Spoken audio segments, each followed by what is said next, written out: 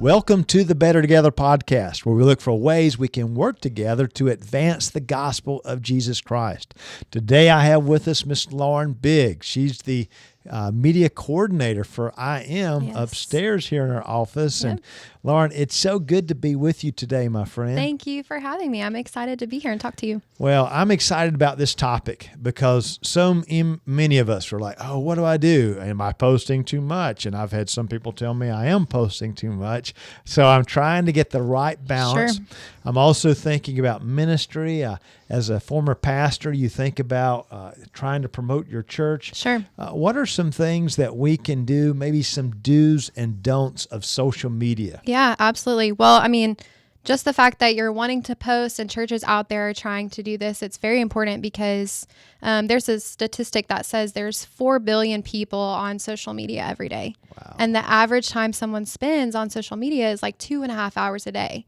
Now, if you're me, it's probably more like 5 or 6, but that's the average. And so how are we spending our time on social media? What are we sharing? Are you using it to be a light in the darkness of the social media landscape? Are you using it as a ministry versus just posting content? So those are some things to think about as we talk about do's and don'ts. But one definitely that you need to do is remember that social media is about creating a conversation. And so it's not just a broadcast. We're not just sharing events or just sharing verses. So how is this content going to spark something at home in a family to discuss a discipleship moment? How is it going to take the gospel, across the digital landscape? How is it going to further that? So that's definitely one do, is to remember it's a conversation.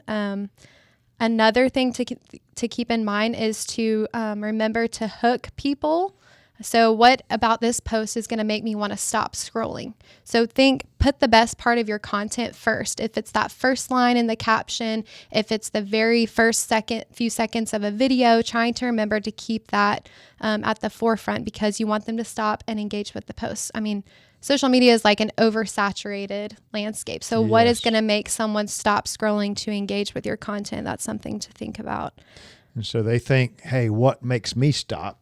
So exactly. Think about that as you're trying to create your hooks. Yeah, that's right. And you can look at some of the other content creators or pages that you're following and say, what do I love about what they're doing with their social media? What's something that I can take away and either adapt that to our audience or even just say, I love what they're doing. I want to implement this as well. So taking note also of who you're following might be the type of content that your audience is wanting to see as well. So those are a couple do's. Some things you shouldn't do is to create your content, put it out there, and then just forget about it. Because if I am posting a comment to a brand or a church's Facebook post, for instance, and they take the time to comment back and respond, thank you for praying for us, or we love that, or whatever, they're taking time to acknowledge that you've commented. And so that makes me feel like $1 million, Yeah. So just don't post it and then forget about it. Be sure to go back in and reply to the comments.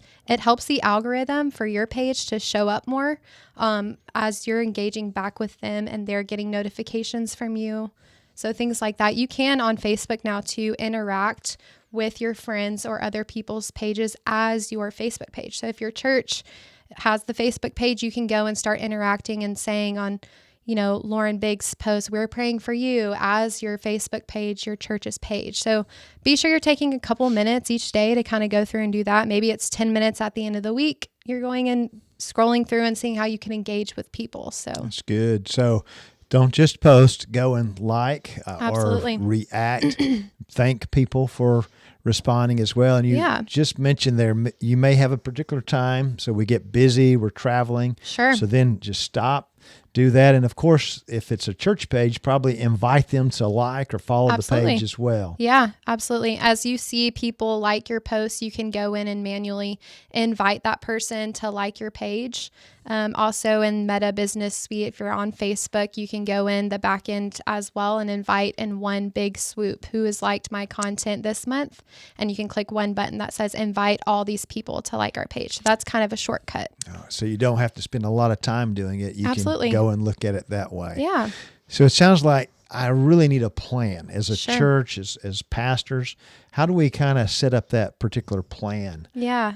So consider who is the person that is going to be kind of heading this up. If it's, you're a smaller church, maybe it's you as the pastor, or maybe you have, a millennial or a Gen Z in your church that you can kind of pinpoint, ask them to help out. Maybe they're already kind of doing some things for you. So first you want to establish the person who's going to head this up. And then you want to kind of establish some goals. So consider, hey, we want to be posting 3 times a week, or we want to make sure we're highlighting these specific things every month that we're doing. And as you start to consider those things, you'll want to come up with what we call content pillars. Now, content pillars is just a fancy way of saying this is our focus. And if, the type of content that we're going to put out there doesn't fall under one of these pillars, then we don't post it. So for instance, you may have equipping as one of your content pillars. Events, maybe one, discipleship, maybe one, and then just like fun or entertainment. So how are we going to create engagement online? So for example, if it's going to be an event, maybe you have a fall festival, or you have Christmas events coming up at your church. So that's going to fall under one of your content pillars. And once you establish, all right, we need to get the word out about our Christmas event. What type of content can I create to support this? So it may be a reel, it may be a video, it may be posting previous pictures from a past Christmas event and saying, this is coming up, save the date, tag a friend to invite, share this post. So anything that you're doing should be supporting those content pillars. That kind of keeps you in like the boundaries of what you want to share. And also, as you're going to plan out what you're going to be posting, you can do it ahead of time. So you can say, on Tuesdays, we're going to post something that equips our congregation. It's going to be a verse of the week, a recap of what we talked about on Sunday. It's going to be a podcast we recommend, maybe like this one, or a book or something like that. So it's just always having those to keep you in the boundaries of what you're focusing on as a church. That's good. So you've got a plan to what you're Absolutely. trying to do.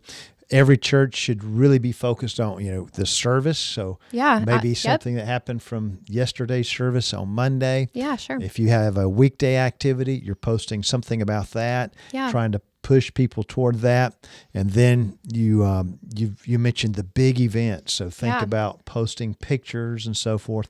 Pictures are a big deal, aren't they? They are. And if you have a photographer, great. But if not, I was telling Eddie this right before we started this. He's so great about when he's traveling to make sure to grab pictures. So, and then highlight where you are, what you're doing, tagging the right people. You can put all these pictures from your Christmas event in a Facebook photo album. And then everyone from church or, your friends and family are going through and like, I spot so-and-so. And then you're creating this type of engaging post that people are going to want to share and interact with. So that's good. A great way to highlight an event afterwards. So people listening may not agree with this, but we used to say at the church, if you didn't take pictures of it, the people in the community don't know what happened. Yeah, it's as be if the it ministry didn't happen. paparazzi. Yes, yes. So, so you have a ministry. If you take a picture and people like to see themselves in the picture, that's right. They'll take those pictures and put them out there. They'll take off, right? That's right. Yeah, always be taking pictures for sure. So, and folks could look at kind of what we try to do at the national offices. So notice there's a podcast on Monday, and usually sometimes there will be a meme or infographic on Tuesday that has something to do with that, then a verse that has something to do with that. So everything's kind of linked together. That's right. And that's really what you're saying with the pillars. Make sure your content has, it's not just you're posting, you're trying to get a There's message a purpose. out. Yeah, absolutely. There's this quote from this book that's fantastic. It actually would be a great resource I would recommend. It's called From Social Media to Social Ministry by Nona Jones. But she has a line in her book that says, we're not just making content on social media, we're making disciples.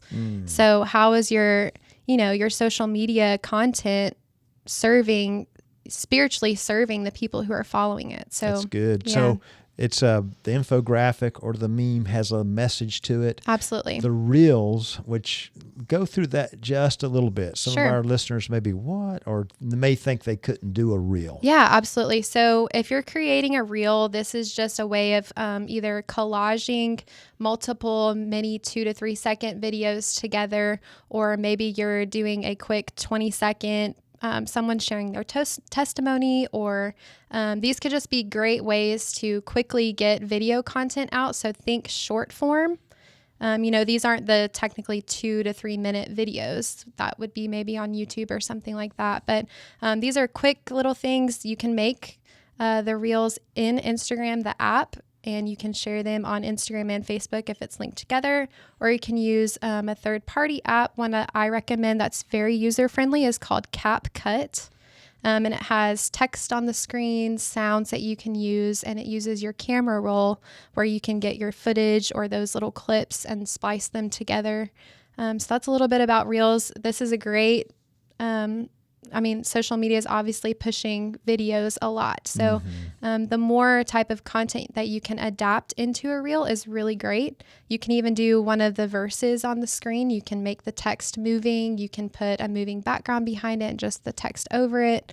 So, there's so many different scenarios that you can use reels. So you're kind of getting this already, but a lot of people are listening and thinking, but I don't have time for this. Sure. But they probably do. So share with us a bit about how we can do this in a short amount of time. Yeah, absolutely. So there are definitely third-party apps that you can use to schedule your content ahead of time. Facebook and Instagram also have pre-scheduling tools natively within their channel. Some other ones that are great is later.com, buffer.com, Hootsuite. There's a lot out there, so it's just based on what you're looking for all the features that you may want. But I use later.com. It also offers a link in bio option for Instagram. So if you go to the link in our Instagram bio, you click that and it has all of the posts that are individually linked in one screen. So you can kind of pop through and you can go back and forth. It's very easy to use.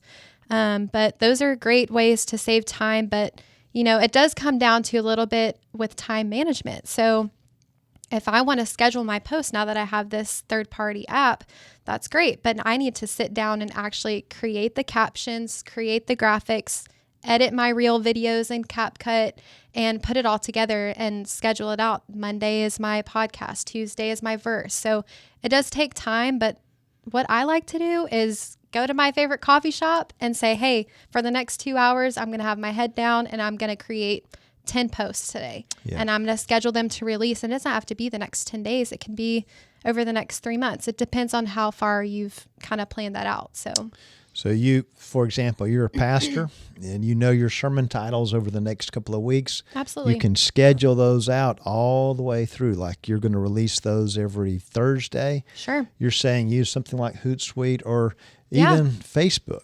They have Meta, so you can use that and you've got it all scheduled out. So it's not like it doesn't have to take that much time. It's just concentrated time. Yeah, right? It's concentrated time. Absolutely.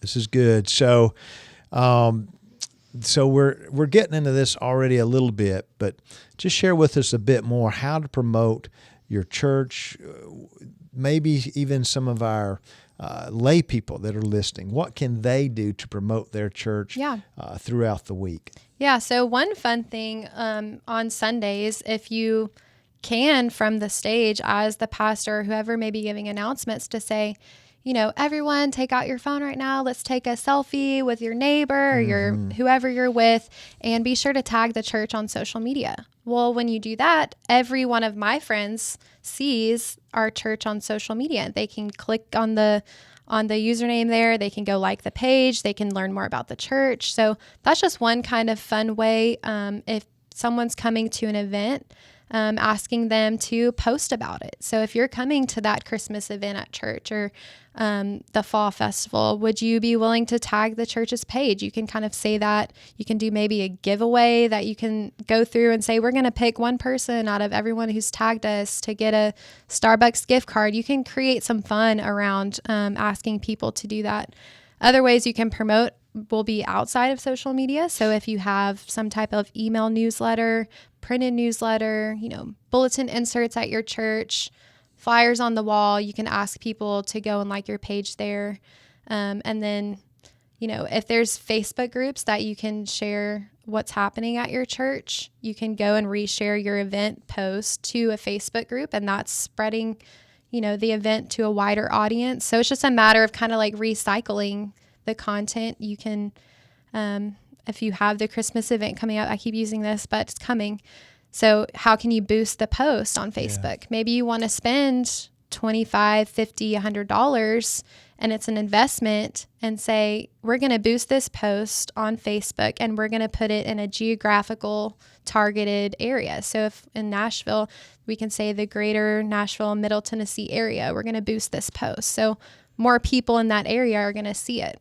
Another great option for boosting a post is we want to boost this post to the friends of our friends. So they're more likely to be bought into what we're doing maybe, or they may find it interesting because their friends find it interesting. So there's a lot of different ways that you can go about getting the word out. Wow, this is a lot. So let's walk through that. I'm a church leader. Sure. I'm encouraging everyone check in at the church. I'm encouraging them to take pictures, maybe even do a little quote, post it out there. Maybe if I'm a church leader, I might even use that bulletin or just tell folks, hey, every Friday we're going to post the sermon title. I'm encouraging you to like that and share it. Absolutely. Things like that.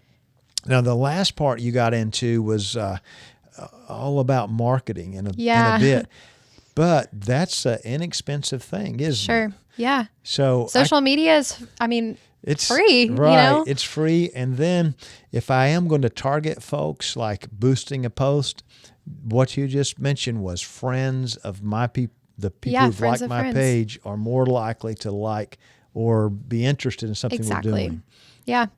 So, I would highly suggest that you don't want to do that for every post, obviously, but for these bigger events or things that you're trying to get, VBS or things like that, people who aren't already following your page, that's who you're trying to target to come. So in the past, and churches might still use the direct mailing, but this is a way to promote your Christmas Eve service, a way to promote the fall festival and so forth, is by doing this boosting. Yeah. Now, I'm someone that sits in the pew. I'm not a church leader. Sure. So you got into this a little bit, but let's talk to them about what do they really need to do to help their church boost its digital footprint. One thing that I'm thinking as you ask that question is, I don't want to be the first one to comment, or I don't want to be the first one to like, but I would say don't be afraid to do that, because when you're the first one to comment or to tag the friend to say, I'm inviting so-and-so to the Christmas Eve service, and you're tagging that friend, well, you've just opened the avalanche for everyone else to start. So don't be afraid to be that first person to comment or to like. And then obviously tagging is very important. Reposting, retweeting, sharing to your story. All of these things are great ways to expand the reach of whatever post is out there. Does that make sense? Yeah, it does. And so I think the first thing you mentioned, though, don't be afraid to be the first. Yeah. So that's a psychological thing, called the bystander effect. If one person will stop and help, then others will. Yep. If one person will like, if one person will share, then, well, Lauren did that, I'm going to do that too. Yeah. It's a snowball effect. It does. Yeah. It does. And so especially if you're in a church that really doesn't have a great amount of social media output, if you could start, you could really help get that snowball going. Absolutely. And you can have some, 3 to 5 to 10 people in place that you say, hey, we're going to be posting about the Christmas Eve service. Would you mind sharing that post? And you're telling them, or you're directly asking them ahead of time. You're not just assuming that they're going to do it. It's kind of having like a little team ready to go out and help. So that's good. Think of 3 to 5. They don't have to be influencers, but people who, when they share it, it's going to get the word out. Yeah. Who can you ask to do that? They're going to share it too. Very Absolutely. good. So you may have your little team. Yeah. And you might shoot them an email or text. Hey, I just shared something. Could you go like it and share it as well? Yep. That's great. Well, you've given us a lot to think about, Lauren. Is there anything we haven't asked you about or that you wanted to share before we sign off today? I don't think so. I think we're good. This was fun. Well, yeah. Well, it's fun you stopping by, and you've given us so much to think about. We so appreciate that. Thank you. Appreciate the time that you've given us. Absolutely. And just a good job you do sharing IM's work. Yeah. Sharing so much of the denomination's work. Thank you for what you do. Thank you. It's really fun. Glad to be here. And we want to thank you. Thank you for taking the time to be with us today. And we're going to encourage you as well. Take this podcast, share it, give it to someone that you think would benefit from it. Yes. Remember, every little thing matters. It really helps. And when we truly do all come together, we truly are better together for the work of Christ. That's right. Thank you for joining us today.